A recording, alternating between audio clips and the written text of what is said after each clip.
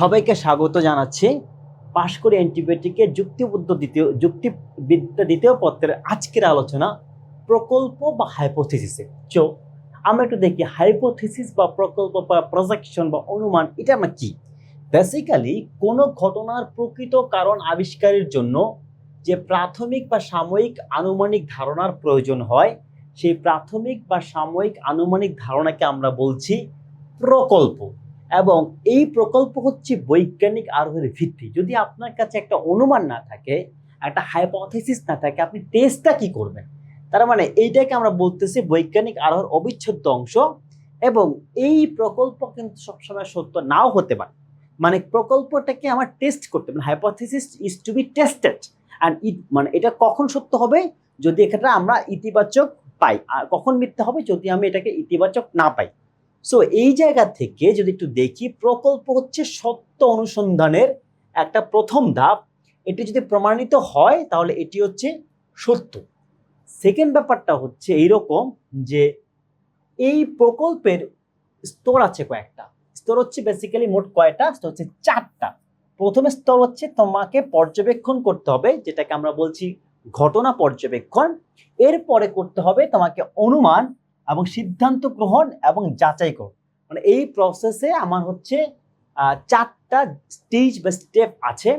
এরপর স্যার যদি দেখি যে যখন মূল প্রকল্পের বিপরীতে অন্য কোনো বিকল্প সম্ভাবনা কাজ করে, তাকে বলে প্রতিবন্ধক প্রকল্প। মানে ধরো তুমি বলতে চাচ্ছ এ এক্সিস্ট, আবার এর এগেনস্টে যদি আরেকটা প্রকল্প থাকে এ ডাজন্ট এক্সিস্ট, মানে এ কাজ করছে না, তখন সেটাকে আমরা বলছি প্রতিবন্ধক প্রকল্প, যেখানে একটা প্রতিবন্ধকতা থাকতে পারে। সেকেন্ড ব্যাপারটা হচ্ছে এটা হচ্ছে ওয়ার্কিং হাইপোথিসিস। যখন কিনা আমরা একটা বিষয় অনুসন্ধান করতে যাই এবং অনুসন্ধান করার জন্য আমার হাতে হচ্ছে কোনো হাইপোথিসিস থাকে না, তখন হচ্ছে আমি একটা হাইপোথিসিসকে ধরে নিই। এই যে তখন যে আমি একটা হাইপোথিসিসকে ধরে নিচ্ছি, এই হাইপোথিসিসকে আমরা বেসিক্যালি বলতেছি ওয়ার্কিং হাইপোথিসিস, যেটা দিয়ে আমাদের অনুসন্ধান প্রক্রিয়া শুরু হয়। এবং এইখানটাতে আমরা যদি একটু দেখি যে একটা প্রকল্প মানে একটা হাইপোথিসিস জাস্টিফাইড কে, যেমন ধরো যদি কেউ একটা অ্যাজাম্পশন দেয় এই মোমেন্টে, আমি যে স্টুডিওতে শুটিংটা করছি, যে পাশকুড়ি স্টুডিওতে, সেখানে ভূত আছে। আচ্ছা, ভূত যদি থেকেও থাকে অথবা নাও থাকে আমাদের হাতে যে এভিডেন্স আছে, যে সায়েন্টিফিক বিষয়গুলো আমাদের হাতে আছে, সেখান থেকে কি আসলেই এটা প্রমাণ করা সম্ভব এখানে ভূত আছে কি নাই? এই যে প্রমাণ করা সম্ভব না, এই জায়গা থেকে আসে বৈধতার প্রশ্ন। মানে আপনি এমন অনুমান করেছেন, যে অনুমান এমন প্রকল্প আপনি নিয়েছেন, যে প্রকল্প এক্সিস্ট করে কি করে না তা হচ্ছে জাস্টিফাই করার মতো কোনো ক্যাপাসিটি আপনার হাতে নাই। এই জায়গা থেকে একটা বৈধ প্রকল্পকে অবশ্যই বাস্তব ভিত্তিক এবং স্ববিরোধী হতে হবে। বেসিক্যালি অনেক সময় দেখা যায় যে কিছু প্রপাগান্ডা চালানোর জন্য যখন কোনো যুক্তি পাওয়া যায় না, তখন অনেক সময় স্ববিরোধী আর্গুমেন্টকে একসাথে অ্যালাইন করে একটা মিথ্যা যুক্তি বা মিথ্যা প্রমাণ দাঁড় করানো যায়, বা দাঁড় করানো হয়ও কিছু ক্ষেত্রে। সেকেন্ড ব্যাপারটা হচ্ছে এইটাকে বলা হচ্ছে বৈধতার শর্ত। মানে তাকে বাস্তবভিত্তিক হতে হবে, স্ববিরোধী হওয়া যাবে না, এবং প্রথম হচ্ছে কে সুনির্দিষ্ট হতে হয়।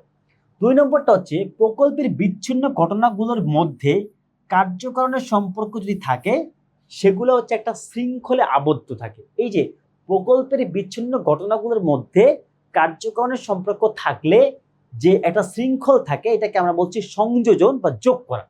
এবং বেসিক্যালি যদি প্রকল্প না থাকে তাহলে হচ্ছে বৈজ্ঞানিক প্রক্রিয়া আগানো সম্ভব না। কারণ আমাদেরকে একটা হাইপোথিসিস ধরার মাধ্যমে আমাদের কিন্তু সামনে আগাইতে হয়, হয় সেটা সত্য হয় অথবা মিথ্যা হয়। যদি মিথ্যা হয় আবার আরেকটা হাইপোথিসিস আসে, এইভাবে একটা স্পাইরাল প্রসেসের মাধ্যমে বৈজ্ঞানিক প্রক্রিয়া সামনে আসে।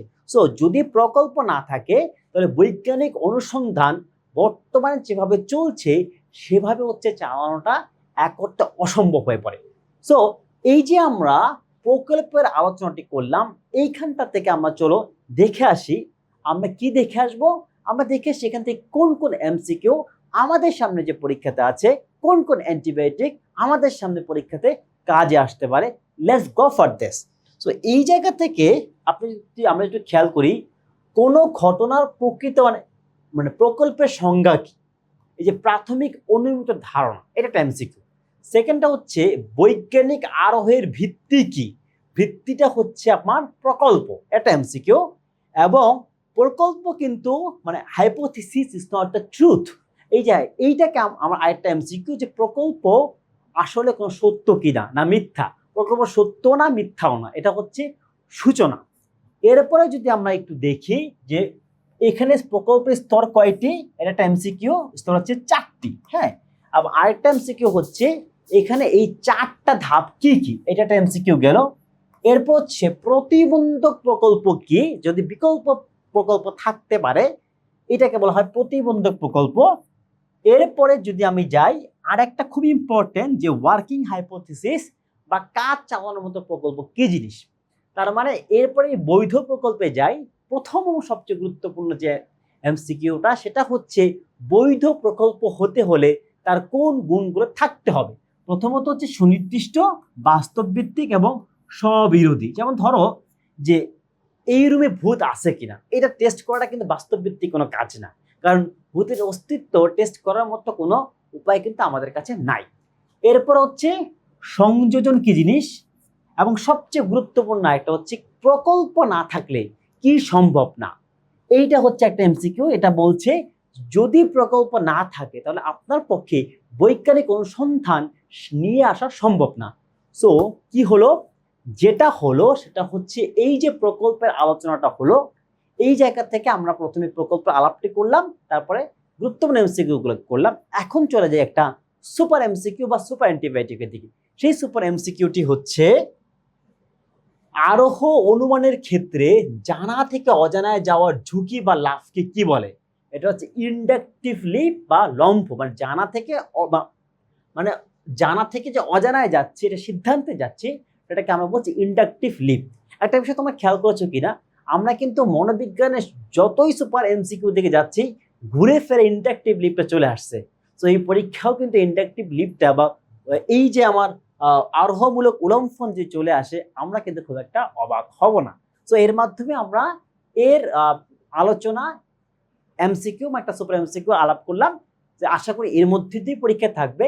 যদি তোমরা আরো ভালোভাবে প্রস্তুতি নিতে চাও, আরো বেশি সমৃদ্ধ করতে চাও, এই যে পাশকুড়া অ্যান্টিবায়োটিকের সাথে যে শীটটি আছে এই শীটটি দেখে নিতে পারো। এবং তোমাদের সবাইকে নিরন্তর শুভেচ্ছা, যেন তোমরা সবাই পেতে পারো তোমার কাঙ্ক্ষিত প্রতিষ্ঠানে কাঙ্ক্ষিত সাবজেক্টে পড়ার সুবিধাটি। সবাইকে ধন্যবাদ।